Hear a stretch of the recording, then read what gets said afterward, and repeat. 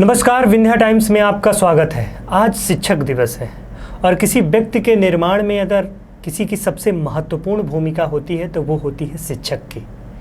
एक व्यक्ति का निर्माण, उसके व्यक्तित्व का निर्माण एक शिक्षक ही करता है। और हमारा देश भारत एक नई शिक्षा नीति के साथ आगे बढ़ने के लिए तैयार है। नई शिक्षा नीति के रथ पर बैठकर चलने को तैयार है और मध्य प्रदेश हमारा राज्य पहला ऐसा राज्य बना है जो नई शिक्षा नीति को लागू किया है। इस विषय पर चर्चा करने के लिए आज हमारे साथ अवधेश प्रताप सिंह विश्वविद्यालय के कुलपति डॉक्टर राजकुमार आचार्य जी हैं। सर, बहुत बहुत स्वागत है आपका। धन्यवाद। सर से हम नई शिक्षा नीति और विश्वविद्यालयीन व्यवस्था के बारे में चर्चा करेंगे। सर, पहला सवाल, नई शिक्षा नीति नए विजन के साथ, नई एक्सेप्टेशन के साथ क्या बदलाव देखने को मिलेगा? भारत में हम जब देश स्वतंत्र हुआ उसके बाद मूलतः शिक्षा के क्षेत्र में दो पॉलिसियाँ आई हैं जिन्हें हम 68 और 86 की पॉलिसी कह सकते हैं। 1986 के बाद देश में कोई ऐसा परिवर्तन नहीं हुआ शिक्षा नीति में जो राष्ट्र के लिए कोई एक नवाचार और नई दिशा दे सके। लेकिन देश का ये सौभाग्य है कि राष्ट्रीय शिक्षा नीति 2020 जो आई है, ये केंद्र और राज्य सरकारों के सहयोग से शिक्षा क्षेत्र में एक नवीन रचना को लेके आई है, जिसमें न केवल आधुनिक भारत में शिक्षा के प्रसार से और नागरिकों के निर्माण की प्रक्रिया पूरी होगी, बल्कि भारत जैसे देश के संस्कारक्षम और परिवेश को लेकर ये शिक्षा नीति है। और एक और अच्छी बात इसमें ये है कि हमारे यहाँ हमारी जीडीपी का इसमें 6% और हिस्सा शिक्षा पर व्यय करने का एक नई शिक्षा नीति में प्रावधान है। उसका लाभ ये मिलेगा कि एक सारे क्षेत्रों में, चाहे हम प्राथमिक शिक्षा को लें, माध्यमिक शिक्षा को लें, उच्च शिक्षा को लें, शोध कार्यों को लें, इन सब में हमको उसका लाभ मिलेगा।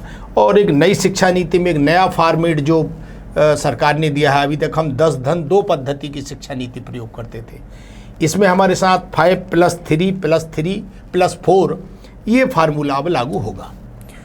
कहा जाता है सर कि अगर किसी देश की व्यवस्था को बदलना है, उसमें डेवलपमेंट करना है, तो उसकी शिक्षा को बदल दिया जाए। ऐसा क्योंकि एक जॉब ओरिएंटल शिक्षा की हमेशा बात होती है। तो नई शिक्षा नीति में जॉब की व्यवस्था को लेकर क्या बदलाव देखने को मिलेंगे? सबसे बड़ा बदलाव तो यह है कि व्यवसायिक शिक्षा पर भी नई शिक्षा नीति में और फोकस किया गया है। नए नए कोर्स और परंपरागत जो BA, BCom, BSc, MA, MCom, MSc course चलते थे, इनके इतर अब कॉलेजिएट शिक्षा से विद्यार्थियों के लिए एक नए रास्ते खुले हैं। 12वीं के बाद वह सीधे व्यावसायिक कोर्सों में भी जा सकते हैं। अभी तक ऐसा था कि 3 साल तक ही और अध्ययन करने के बाद ही उसको और डिग्री मिलती थी। लेकिन इस नई शिक्षा नीति में कोई 1 साल भी पढ़ता है कॉलेज में तो फर्स्ट ईयर में उसको सर्टिफिकेट मिलेगा, दूसरे साल पढ़ लेता है तो डिप्लोमा मिलेगा, तीसरे साल पढ़ता है तो विद्यार्थी को सर्टिफिकेट मिलेगा। और ये 4th ईयर प्रोग्राम आया है जिसमें कि चौथे साल वो इंटर्नशिप के माध्यम से किसी क्षेत्र विशेष में अपनी विशेषता और उपलब्धता प्राप्त करेगा। तो डिग्री के बाद उसके पास एक अवसर उपलब्ध होगा, चाहे वो व्यवसाय के लिए हो, चाहे नौकरी के लिए हो। इंटर्नशिप के माध्यम से वो रोजगार के लिए नए अवसर उसके लिए उपलब्ध होंगे। ये बड़ी बात है। और पीजी के लिए भी उसको फिर बाद में केवल 1 साल मेहनत करना है। ऐसा कुल 5 साल का कोर्स जो अभी भी है, लेकिन उसको नए फॉर्मेट में 4+1 के माध्यम से लागू किया जा रहा है। नए कॉलेजों में बदलाव की बात होती है सर कि नई शिक्षा नीति में अवधेश प्रताप सिंह विश्वविद्यालय या तमाम ऐसे विश्वविद्यालयों में कॉलेजों में क्या परिवर्तन देखने को मिलेंगे?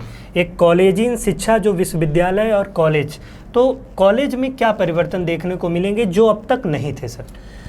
कॉलेजों में सबसे बड़ा परिवर्तन तो यह देखने को मिलेगा कि विद्यार्थियों को सब प्रकार के नवाचार करने की स्वतंत्रता है।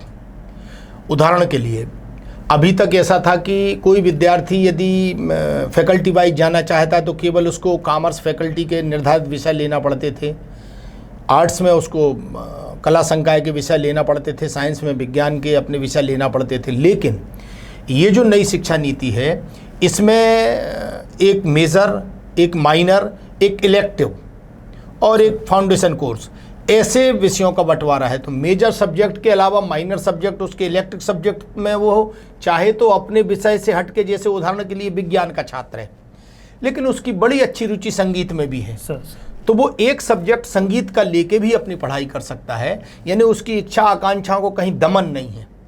आर्ट्स का विद्यार्थी है, अकाउंट तो पढ़ रहा है वो, लेकिन इसके साथ साथ उसको लगता है कि नहीं, वो कला विषय को लेना चाहता है और उस कला के विषय की या विज्ञान के विषय में उसकी रुचि है मान लीजिए, तो उसको भी वो लेके पढ़ाई कर सकता है और उसका लाभ उसको उसके व्यक्तित्व विकास में मिलेगा। क्योंकि जैसा हम शुरुआत में आपने कहा कि किसी राष्ट्र का विकास उस राष्ट्र के नागरिकों पर निर्भर करता है, और जब नागरिक यदि शिक्षा की श्रेष्ठतम उपादानों को प्राप्त करेंगे तो निश्चित विकास के अवसर मिलेंगे। और राष्ट्रीय शिक्षा नीति में इन बातों को बहुत महत्व दिया गया है, जो अगले आने वाले वर्षों में और देश के सामने परिस्थितियाँ स्पष्ट होंगी।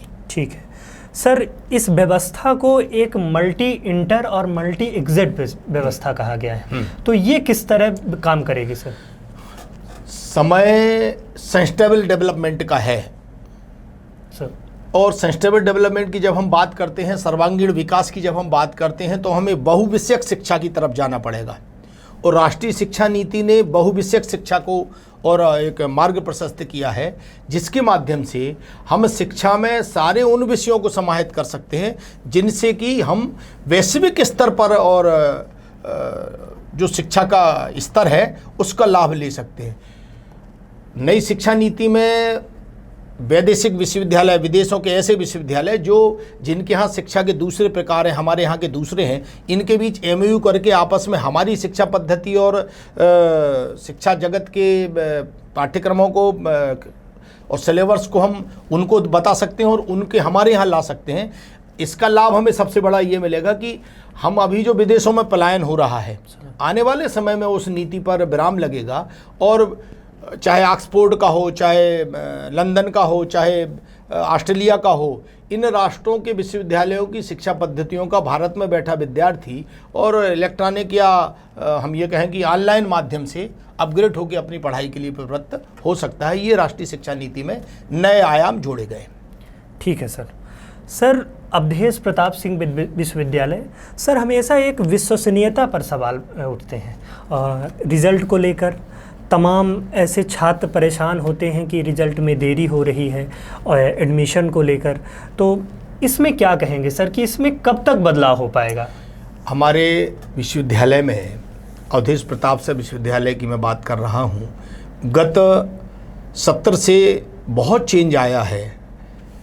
मैं जब से इस विश्वविद्यालय में आया हूँ, उदाहरण के लिए आपने परीक्षा परिणामों की बात की, इसी सत्र में मध्य प्रदेश शासन की कार्य योजना में 2 फेज़ में एग्ज़ाम थे। फर्स्ट फेज़ के एग्ज़ाम जून में होकर जुलाई में रिजल्ट निकलना थे, और सेकंड फेज़ के जुलाई में एग्ज़ाम होकर अगस्त में रिजल्ट निकलना थे। तो आपकी जानकारी के लिए बताऊं कि हमारे विश्वविद्यालय के फर्स्ट फेज़ के 100% परीक्षा परिणाम निकल गए। कोई भी परीक्षा परिणाम आज की तारीख में रुका हुआ नहीं है। तो 3 फेज़ के परीक्षा परिणाम भी PG के सारे निकल गए हैं। UG के आगामी सप्ताह के अंतर्गत सारे रिजल्ट लगभग निकल जाएंगे। जहाँ तक कठिनाइयों का सवाल है, कठिनाइयाँ आती हैं कई प्रकार के रूप में, जो सामान्यतः आमजनों की पकड़ विषय नहीं होता है, क्योंकि विश्वविद्यालय का कार्यक्षेत्र विस्तृत होता है। जैसे इस बार का वैल्यूएशन हम जिला स्तर पर करा रहे हैं। अब किसी एक ज़िले की भी यदि वैल्यूएशन होके और अपलोड नहीं हुए हैं मार्क्स, तो विश्वविद्यालय के बाकी सारे रिजल्ट्स रुके रहते हैं जब तक उस सेंटर से हमारे पास सारे डाटाज ना आ जाएं। तो ऐसे कभी कभी कोई कारण बनते हैं जिनके कारण कुछ थोड़ा बहुत लेट होता है, लेकिन ये सुधार कार्य बहुत तेज़ी से हो रहा है। और आने वाले वर्षों में आप देखेंगे कि रीवा विश्वविद्यालय मध्य प्रदेश के उन अग्रणी विश्वविद्यालय में होगा जहां परीक्षा परिणामों को लेके और पाठ्यक्रमों को लेके एक नई संरचना के साथ, ऊर्जा के साथ खड़े दिखाई देंगे। बढ़िया सर। एक अवधेश प्रताप सिंह विश्वविद्यालय का जो एरिया है, क्षेत्र बहुत लंबा हो जाता है, बहुत दूर दूर से छात्र आते हैं अपने कामों को लेकर, थोड़ी समस्याओं को लेकर, जिसको लेकर बहुत परेशानियों का सामना करना पड़ता है छात्र को आने जाने में, क्योंकि एक एरिया में आना और फिर वापस जाना और फिर आना, तो एक लंबी प्रक्रिया हो जाती है। इसके लिए कोई ऐसी व्यवस्था ताकि छात्रों को परेशान मत होना पड़े? निश्चित मैं आपकी बात से सहमत हूँ। हमारे विश्वविद्यालय में ऑनलाइन सिस्टम की अभी प्रक्रिया 100% नहीं है।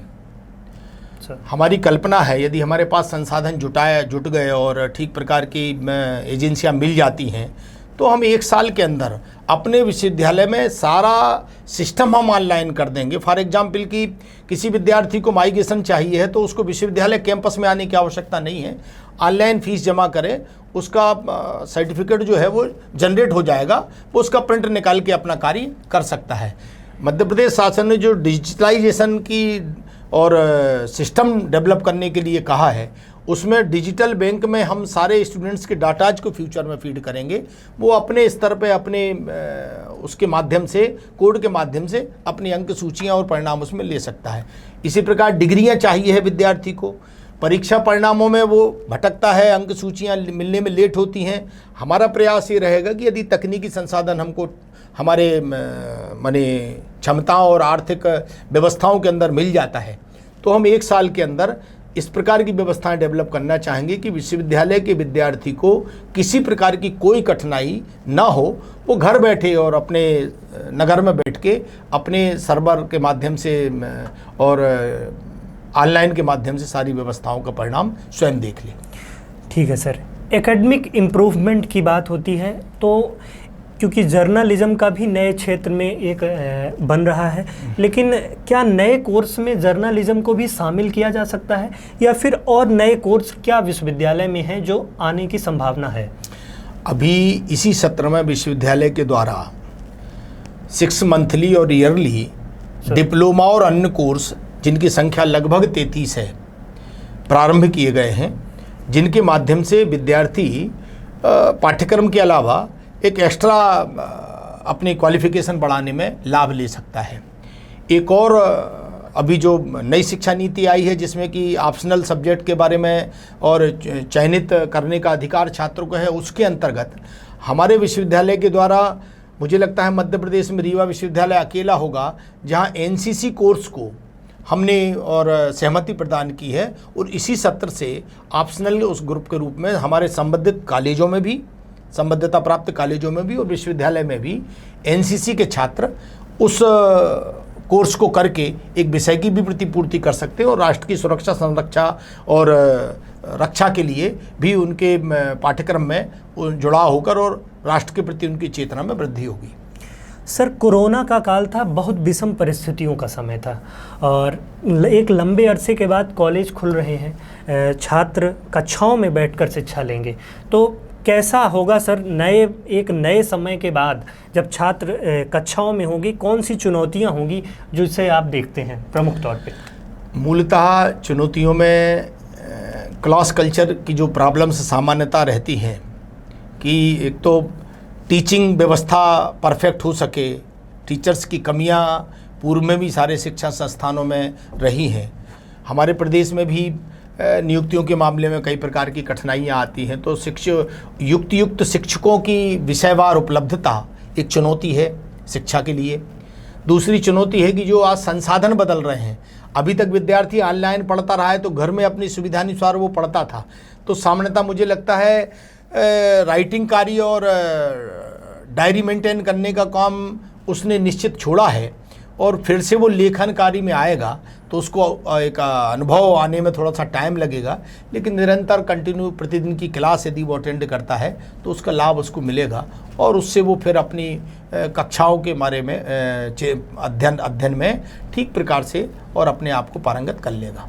ठीक है सर, अंतिम सवाल, नए छात्र जो अवधेश प्रताप सिंह विश्वविद्यालय के हैं, नई शिक्षा नीति में जो आ रहे हैं, उनके लिए क्या संदेश देंगे? नए विद्यार्थी जो आ रहे हैं, मेरा उनसे यही आग्रह है कि राष्ट्र आज विकास के नए पैमानों को छू रहा है, चाहे हम आर्थिक दृष्टि से देखें, चाहे सामाजिक दृष्टि से देखें, चाहे सांस्कृतिक दृष्टि से देखें। देश आज प्रगति के नए सोपानों को छू रहा है और इस नई युवा पीढ़ी के कंधों पर ही देश का भविष्य है। तो हम शिक्षा के जो नए पाठ्यक्रम हमारे सामने आ रहे हैं उनको हम कैसे इस अर्थ में ग्राह्य करें जिससे कि जहां उनका व्यक्तिगत जीवन तो संवरे, जहां उनको व्यावसायिक पाठ्यक्रम हो चाहे परंपरागत पाठ्यक्रम हो, इनमें वो अध्ययन करें, लेकिन अध्ययन के साथ समाज और राष्ट्र के लिए अपनी जिम्मेदारियों को और एक नागरिक के मौलिक दायित्वों के निर्वहन के लिए भी वो अपने आप को मजबूती से और तैयार कर सकें, ऐसी अपेक्षा मेरी है। और इस सब के लिए जब तक हम संस्कार सम और वातावरण के साथ संस्कार सक्षम शिक्षा के लिए प्रवृत्त नहीं होंगे, तब तक लाभ नहीं मिलता है। नई पीढ़ी ही किसी भी राष्ट्र के और विकास और वैभव के लिए एक मजबूत सीढ़ी होती है। और भारत का गौरव है कि वैश्विक स्तर पर आज हम सबसे युवा जनसंख्या वाले देश में गिने जाते हैं।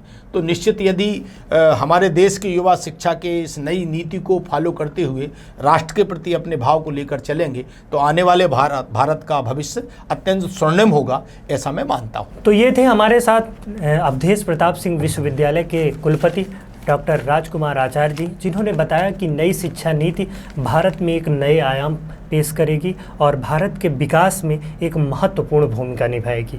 और विश्वविद्यालय में जो भी अव्यवस्थाएं हुई हैं उनको तत्काल सुधार किया जाएगा और उनमें आने वाले समय में बेहतर कार्य किया जाएगा। तो बहुत बहुत धन्यवाद सर, हमारे साथ जुड़ने के लिए बहुत बहुत धन्यवाद।